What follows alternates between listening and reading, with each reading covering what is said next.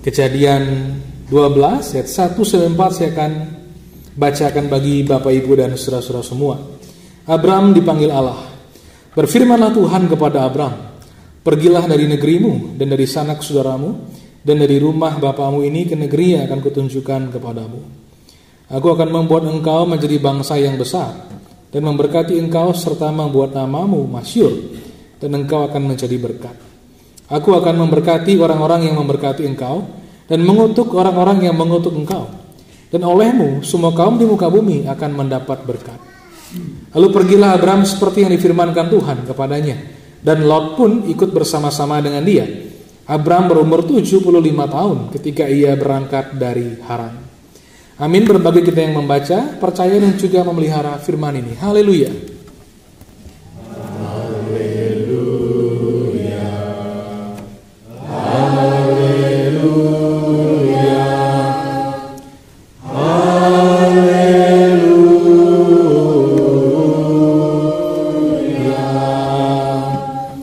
Hari ini kita akan berbicara tentang panggilan Abram.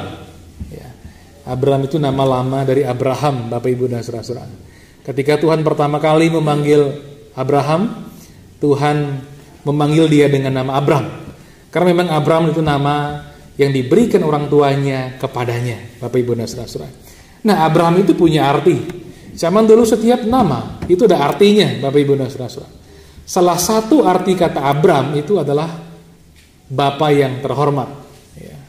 Jadi orang tua daripada Abram punya doa dan juga mimpi supaya anaknya kelak menjadi seorang yang terhormat. Saya kira ini juga mimpi dan juga doa semua orang tua, supaya anak-anak kita jadi orang, kan begitu ya. Memang betul dia ini adalah orang, manusia. Tapi jadi orang itu artinya menjadi pribadi yang berguna bagi masyarakat, bagi keluarga. Kalau kita orang Kristen menjadi kesaksian bagi banyak orang, menjadi berkat di gereja, kan begitu. Rupanya doa ini pun juga dikabulkan oleh Tuhan, Bapak Ibu dan saudara-saudara.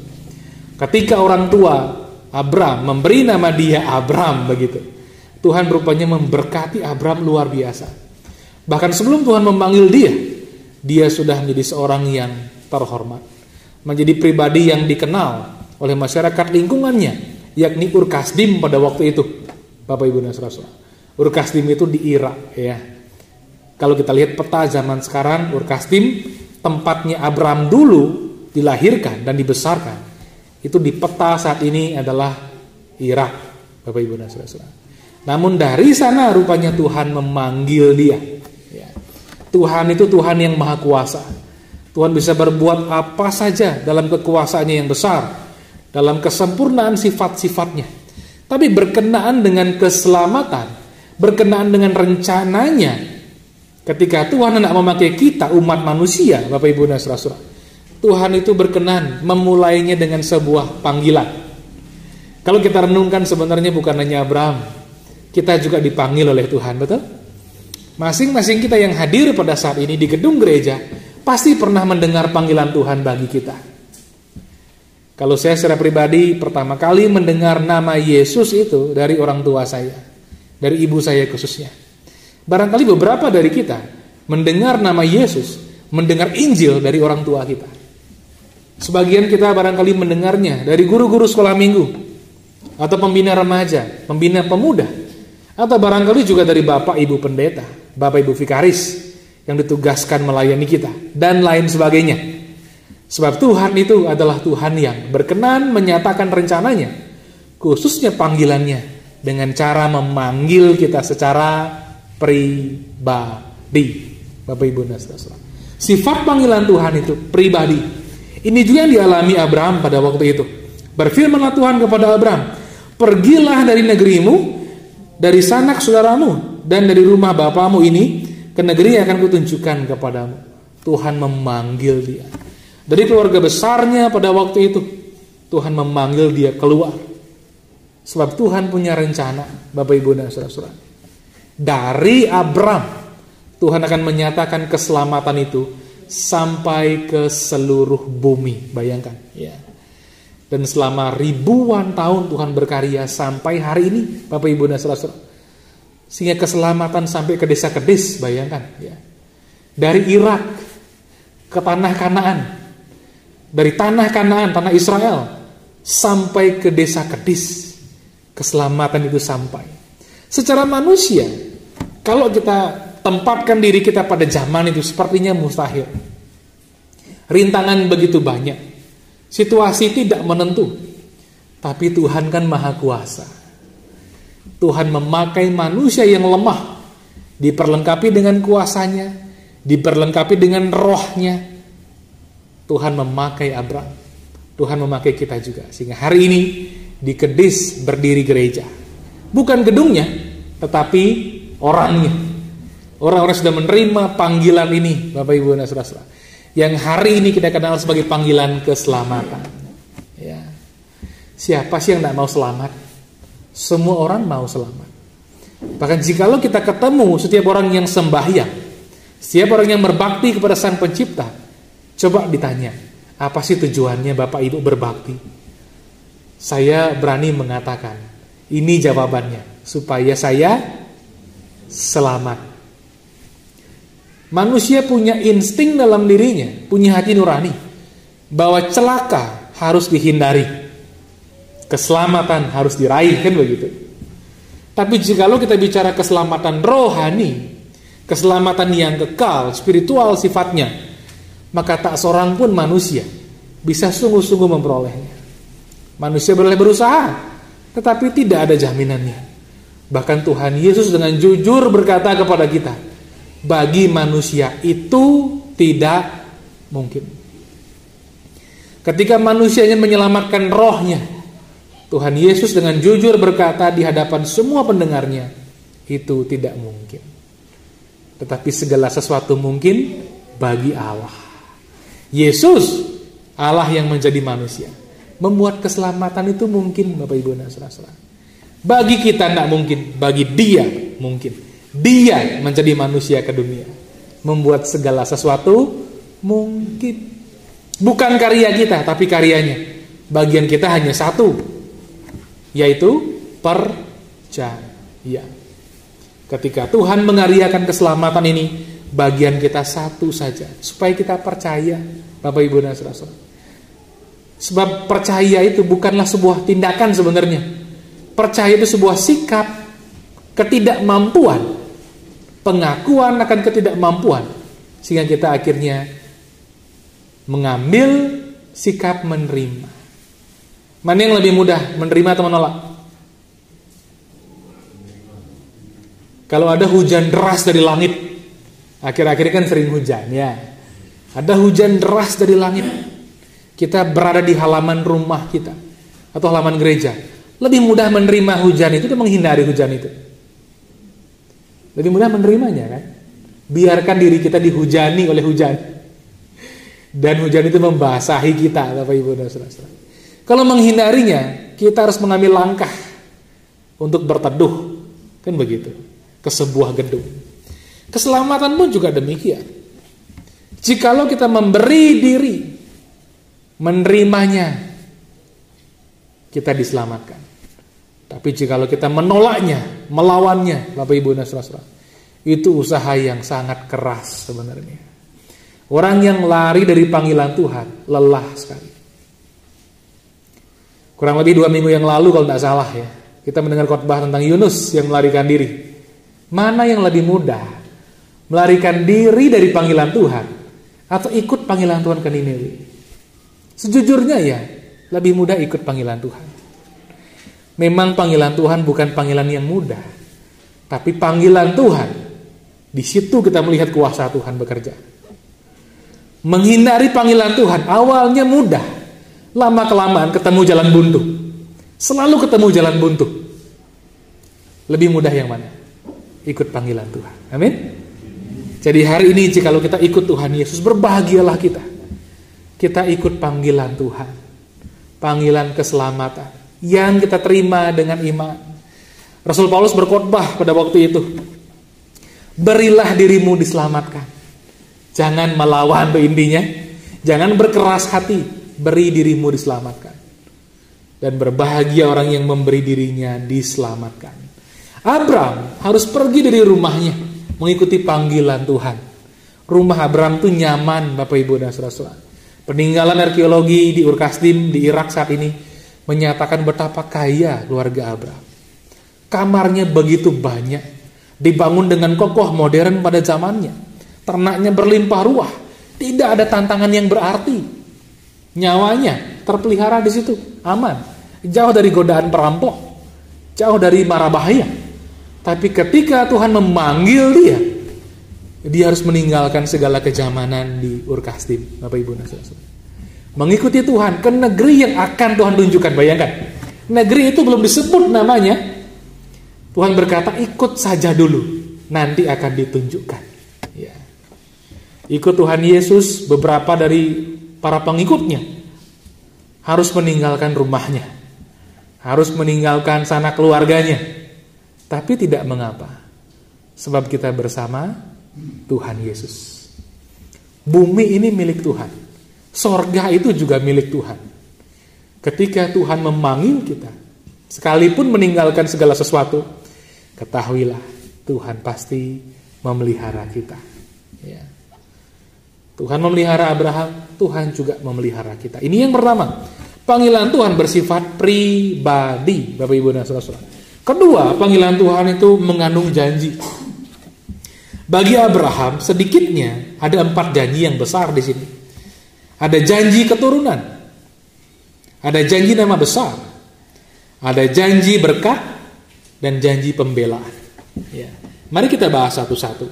Janji keturunan, Tuhan berkata, aku akan membuat engkau menjadi bangsa yang besar. Aku akan membuat engkau menjadi bangsa yang besar. Ketika Abraham pada waktu itu kesulitan mendapat keturunan, Bapak Ibu dan Saudara. Sampai usianya lanjut, Abraham belum mempunyai anak. Sehingga Abraham pada waktu ia menjawab panggilan Tuhan, ia mengajak ponakannya. Ya. Menurut tradisi dari abad ke abad, dari milenia ke milenia, biasanya ada tradisi seperti ini, mengajak anak daripada saudaranya. Ya kan? Katanya menjadi pancingan, Bapak Ibu dan Saudara. Entah bagaimana itu logikanya, tapi tradisinya seperti itu. Karena sering hal itu terjadi, sehingga tradisi itu dipegang erat dari abad ke abad sampai hari ini. Ya. Belum punya anak, Tuhan berkata kamu akan menjadi bangsa yang besar. Bagaimana ceritanya? Tapi satu hal yang mesti kita tahu, ya, bagi kita yang percaya kepada Tuhan, bahwa Tuhan itu melampaui kemustahilan, mampu membuat yang tidak ada menjadi ada, mampu membuat yang mati menjadi hidup, maka hal ini kita pandang sebagai sesuatu yang mungkin bagi Tuhan. Bapak Ibu dan Saudara, hari ini janji Tuhan ini sebenarnya sudah digenapi. Ketika Abraham akhirnya berusia kurang lebih 100 tahun, bayangkan, baru dia punya anak janji dari istrinya Sarah. Dulu namanya Sarai, Tuhan ganti jadi Sarah, kan begitu. Baru punya anak satu, Bapak Ibu dan Saudara. Rupanya janji Tuhan itu digenapi tidak hanya pada zamannya. Ingat ini, janji Tuhan bisa digenapi pada zaman berikutnya. Abraham punya anak namanya siapa? Anak yang menurut janji, Ishak. Ingat ya, Ishak punya anak siapa namanya? Yakub dan Esau. Terutama dari garis iman, Yakub juga punya anak. Berapa anaknya Yakub? 12 plus 1. Anak laki 12, anak perempuan 1. Berapa anak cucu-cucu Yakub berapa? Waduh, banyak. Berapa anak cucu Yakub? Waduh, banyak sekali. Ya. Bahkan kita pun hari ini menjadi anak-anak Abraham, betul? Betapa besarnya janji itu. Dan janji itu terus digenapi sampai hari ini. Tuhan masih memanggil banyak orang kepada dirinya. Dan barang siapa yang dipanggil mengikut Tuhan Yesus, diperhitungkan juga menjadi anak-anak Abraham. Ya, artinya kita mewarisi janji Abraham dan mewarisi iman Abraham. Bapak Ibu dan Saudara, ada berapa jumlah pengikut Tuhan Yesus di dunia ini? Ada 1 juta? Boleh lebih. 1 miliar? Lebih. Kalau dijumlahkan yang sudah meninggal sama yang masih hidup, waduh, Jumlahnya banyak sekali. Rupanya Tuhan menyebut kita umatnya sebagai sebuah bangsa loh. Walaupun tidak politik sifatnya, rohani sifatnya. Tuhan menyebut kita sebagai sebuah bangsa. Bangsa yang kudus. Bapak, Ibu, dan saudara-saudara, tahu artinya kudus? Yang paling mudah biasanya pasti kita sebut suci, ya. Karena juga ada lagunya, kudus, kudus, kudus, suci, suci, suci, kan gitu ya. Langsung diterjemahkan. Tapi ada arti kudus yang lain di samping suci, Bapak, Ibu, dan saudara-saudara. Artinya milik Tuhan. Kalau kita bangsa yang kudus, kita milik Tuhan. Di Bali ada sebuah istilah, orang yang apik, ya. Tahu artinya apik ya? Apik itu orang yang merawat kepunyaannya. Kalau dia punya cincin, cincinnya sudah berusia 35 tahun, masih bagus. Kalau dia punya motor, sekalipun motornya sudah 30 tahun, masih bagus, terawat. Kita memberi nama dia orang yang apik, ya. Lawannya apik itu apa? Apa katanya? Ini sebenarnya sedikit akal-akalan, ya. Cocokologi. Karena gampang aja, apik apa gitu. Kumel lagi lawannya. Tuhan itu kalau kita menjadi miliknya, Tuhan itu Tuhan yang apik, ya. Tuhan merawat kita, amin. Tuhan menjaga kita, Tuhan melindungi kita dari segala yang jahat. Itu sebabnya penting sekali apa artinya kita hidup oleh iman setiap hari. Orang benar akan hidup oleh imannya. Kita semua yang dibenarkan karena darah Yesus, hiduplah oleh iman. Nikmati pemeliharaan Tuhan. Sebab bagi Tuhan tidak ada yang mustahil.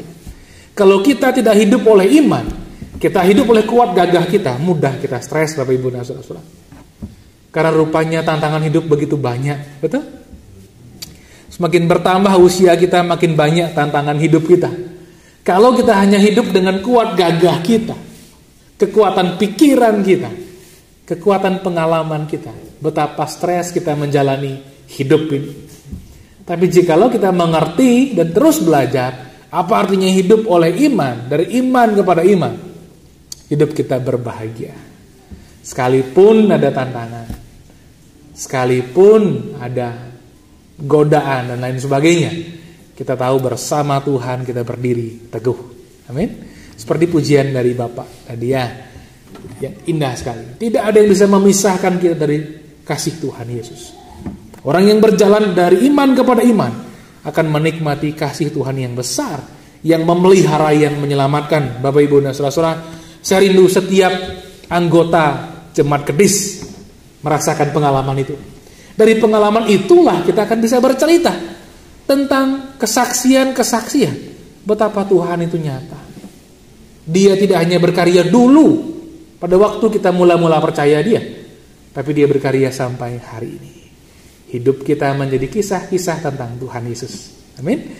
Itu yang bisa kita ceritakan nanti kepada anak-anak kita, kepada cucu-cucu kita.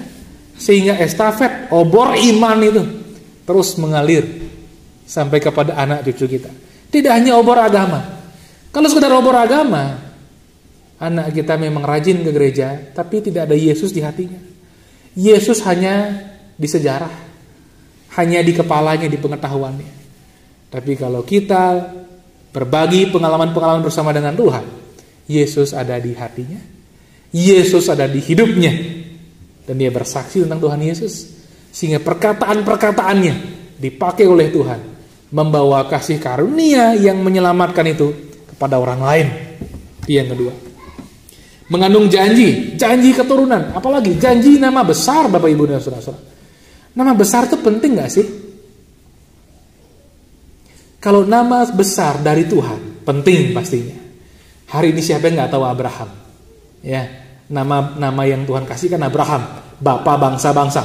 Dari Abraham diganti jadi Abraham. Siapa yang gak tahu Abraham? Terutama mereka yang menganut agama Samawi ini, kan gitu ya. Semua tahu Abraham. Terkenal dia dengan pengorbanannya. Tuhan menguji dia dan dia mempersembahkan anaknya. Tapi sebelum anaknya menjadi korban, Tuhan menggantinya dengan domba, kan begitu. Hari ini Bapak, Ibu, dan saudara-saudara, kita juga perlu nama besar. Nama besar bukan hanya nama jadi selebritis gitu ya, jadi pejabat, jadi orang yang terkenal di masyarakat. Bukan cuma itu. Nama besar secara kualitas adalah nama baik. Nama baik itu penting nggak? Penting. Kalau kita punya nama baik, kita punya kepercayaan.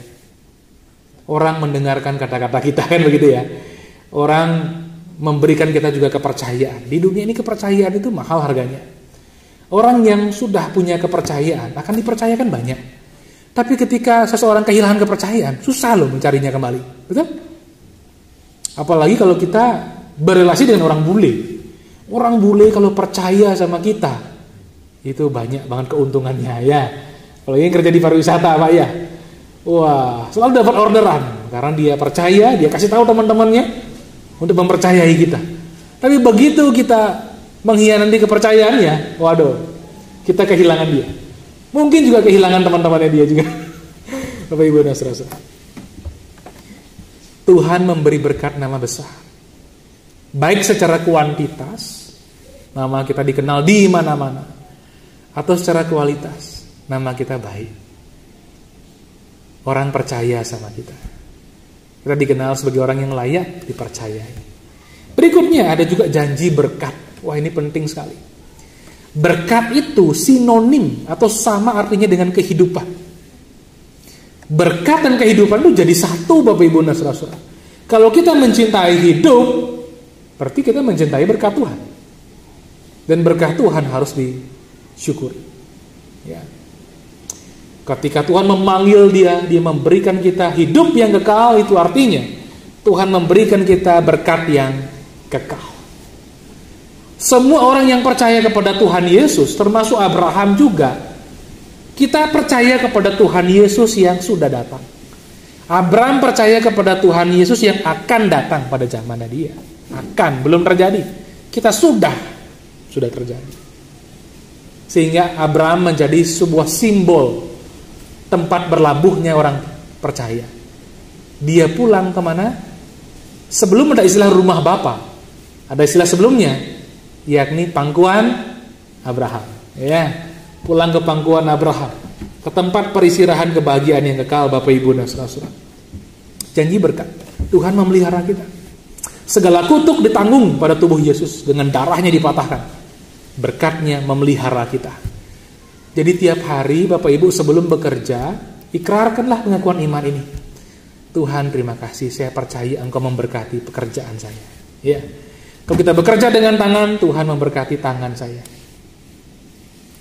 Kalau kita bekerja dengan lidah, pembicara, Tuhan memberkati lidah saya buat berkata-kata. Ya. Kita bicara pekerjaan yang lain. Mungkin kita adalah tukang ojek gitu. Kan sekarang ngetren kerja sebagai tukang ojek ya. Nge-grab orang bilang dan lain sebagainya. Tuhan memberkati kendaraan saya. Saya percaya Tuhan memberkati pekerjaan saya. Kalau kerja di rumah, ibu rumah tangga bagaimana? Tuhan memberkati rumah tangga saya. Ya, kan kantornya bapak atau ibu rumah tangga kan di rumahnya, ya kan? Pekerjaannya tidak selesai dari pagi sampai pagi. Kerja berat sebenarnya itu, layak digaji besar ya. Ibu rumah tangga, bapak rumah tangga gajinya harus besar. Sebenarnya Bapak Ibu dan saudara, boleh berbahagia. Tuhan berkati supaya rumah tangga saya menikmati pemeliharaan-Mu, perlindungan-Mu, kelimpahan-Mu. Gitu Bapak Ibu dan saudara. Pengakuan iman itu tidak hanya nanti, pengakuan iman rasul. Pengakuan iman pribadi itu penting. Tuhan memberkati pekerjaan kita. Apalagi janji pembelaan. Tuhan itu memberkati orang yang memberkati kita, mengutuk orang yang mengutuk kita. Bayangkan, kalau ada orang macam-macam dengan kita yang hidup di dalam Tuhan ini Bapak Ibu dan saudara. Orang mengucapkan kutuk, sumpah, serapah kepada kita. Apa yang terjadi? Tuhan yang membalasnya. Tapi kalau ada orang juga memberkati kita, kan berkat macam-macam bentuknya ya. Ada orang memberkati kita dengan air putih. Wah, Tuhan juga membalasnya. Tuhan memberkati kita dengan payung karena hujan. Dikasih payung. Tuhan juga membalasnya. Orang memberkati kita dengan pertolongan Kita sedang di jalan, motor gembos. Waduh, di tengah hutan, belantara. Kita lewat, atau orang lewat, ya kan? Kita diberkati dengan pertolongan. Tuhan juga membalas. Jadi Bapak Ibu, betapa sebenarnya hidup kita ini ada di tangan Tuhan. Ya. Tidak repot-repot kita membalas orang jahat sebenarnya. Tuhan yang membalasnya. Yang ketiga, yang terakhir ini, panggilan Tuhan menuntut respon. Mau apa enggak? Tuhan itu Tuhan yang ingin respon. Mau apa? Tidak. Tapi manusia itu kadang-kadang cari celah ya. Pikir-pikir dulu Tuhan. Saya tidak jawab iya, tapi juga tidak jawab tidak. Apa jawabmu? Pikir-pikir dulu. Saya doakan dulu panggilan Tuhan, tapi saya doakan dulu. Sejujurnya ya, panggilan Tuhan itu paling baik ketika dijawab segera. Terutama panggilan keselamatan, jawablah dengan segera. Jangan tunggu nanti. Siapa tahu nanti nggak pernah datang nih Bapak Ibu. Orang kan nggak tahu nafas sampai di mana, betul ya? Kita bersyukur Tuhan, Bapak senior kita sudah 72 tahun, kurang lebih usianya. Kita jauh lebih junior Bapak Ibu, apalagi saya, apalagi Ibu Vikaris Marta. Kita masih muda. Panggilan Tuhan harus dijawab dengan segera. Kalau belum dijawab, kita itu seperti Yunus sebenarnya, lari-lari terus. Kalau lari-lari terus, berbahagia mereka yang menjawab panggilan Tuhan. Orang yang telah menjawab panggilan keselamatan, dia menerima keselamatan yang kekal. Selama-lamanya milik Tuhan, pasti tidak akan binasa. Amin. Tapi mereka yang dipanggil dengan panggilan keselamatan, pasti punya panggilan melayani. Ini dia. Tidak ada orang Kristen yang tidak dipanggil melayani. Sebab kita semua imamat yang rajani. Imam-imam dan raja-raja di hadapan Tuhan. Bapak Ibu dan Saudara. Tapi bidangnya beda-beda. Ada yang di sini, ada yang di sana. Intinya ada yang di dalam gedung gereja, di altar, ada yang di sekolah minggu, ada yang di dapur, ya kan? Segala sesuatu yang kita lakukan bagi sesama kita dengan motivasi untuk Tuhan, itu adalah pelayanan. Apalagi menghantar kepada Kristus, atau menghantar mengenal Kristus, menghantar menikmati Kristus dalam hidupnya. Itu sebuah pelayanan. Ambil bagian kita masing-masing.